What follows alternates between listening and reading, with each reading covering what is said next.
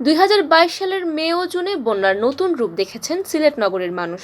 সুরমা নদীর পানি কোথাও তীর উপচে, আবার কোথাও নগরীর পয় নিষ্কাশনের যে 9টি বড় খাল রয়েছে তা বেয়েই পানি ঢুকতে শুরু করে নগরীতে। সে সময় নগরীর 1/3 এলাকার মানুষ ঘর ছাড়া হয়ে পড়েন।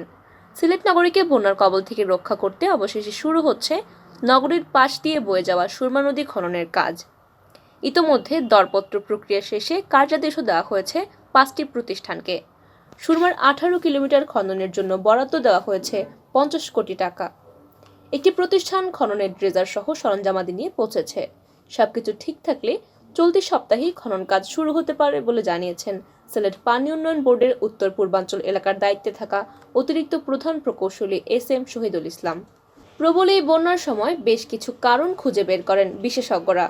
এর মধ্যে প্রধান কারণ ছিল সুরমা নদীর তলদেশ ভরাট হয়ে পানি ধারণ ক্ষমতা কমে যাওয়া, নদীর দুই তীরে শহর রক্ষা বাঁধ না থাকা, নগরের ভেতর দিয়ে বয়ে চলা 9টি খাল ময়লা আবর্জনা আর পাহাড়ি বালিতে ভরাট হয়ে যাওয়া। বন্যার ভয়াবহতা করণীয় ঠিক করতে গত বছরের 22 জুন প্রধানমন্ত্রী শেখ হাসিনা সিলেট সফর করেন। সে সময় সিলেট সার্কিট হাউসে এসব বিষয় তুলে ধরা হয়।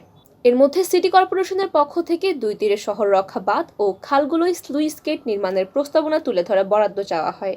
বন্যার পর পেরিয়েছে 5 মাস, আরও 5 মাস পর আবারও বন্যার মৌসুম। কতটুকু অগ্রগতি হয়েছে বন্যা মোকাবিলার তা খোঁজ নিতে গিয়ে জানা যায়, সমস্যাগুলোর মধ্যে যেটিকে প্রাধান্য দেওয়া হয়েছে তা হলো সুরমা নদী খনন। এই বিষয়ে সিলেট পানি উন্নয়ন বোর্ডের উত্তর পূর্বাঞ্চল এলাকার দায়িত্বে থাকা অতিরিক্ত প্রধান প্রকৌশলী এস.এম. শহীদুল ইসলাম জানান, সুরমা নদী কানাইঘাট থেকে ছাতক পর্যন্ত খননের জন্য তারা আগেই একটি ডিপিপি জমা দিয়েছিলেন। সেটি এখনও আলোর মুখ দেখেনি। তবে গত বন্যার পর শুধু নগরীর পাশ দিয়ে বয়ে চলা সুরমার 18 কিলোমিটার খননের জন্য 50 কোটি টাকা বরাদ্দ দেওয়া হয়েছে। ইতোমধ্যে সব প্রক্রিয়া সম্পন্ন হয়েছে। বন্যা মৌসুমের আগে কাজ শেষ হবে কিনা জানতে চাইলে তিনি বলেন, মার্চের মধ্যেই খনন কাজ শেষ করার কথা। 5টি প্রতিষ্ঠানকে কুচাই থেকে লামাকাজি পর্যন্ত কোথাও 20 ফুট আবার কোথাও 15 ফুট খননের ডিজাইন সহ কার্যাদেশ দেওয়া হয়েছে। ট্রেজার আসছে, চলতি সপ্তাহেই কাজ শুরু হবে। আমাদের সুরমা নদীটাকে আমরা মৃত অবস্থায় ঘোষণা করতে পারি যে কোনো মুহূর্তেই, কারণ এই সুরমা নদীটা এমন হয়ে গেছে, আমি ছোটোবেলা থেকে যা দেখলাম তাই রয়েছে। এখন যদি টানা 3 দিন বৃষ্টি হয়, নদীর পাড় উপচে, কিং ব্রিজের পাড় উপচে একবারে ওই ইয়েতে পানি চলে আসে, এই রাস্তার উপরে একবারে কানায় কানায় পরিপূর্ণ হয়ে যায়। কিন্তু তার মূল কারণ হলো আপনি এই সময়টায়, এখন যে শুকনো সময়, এই সময়টা আপনি ড্রেজিং করা উচিত ছিল, ড্রেজিং করছেন না।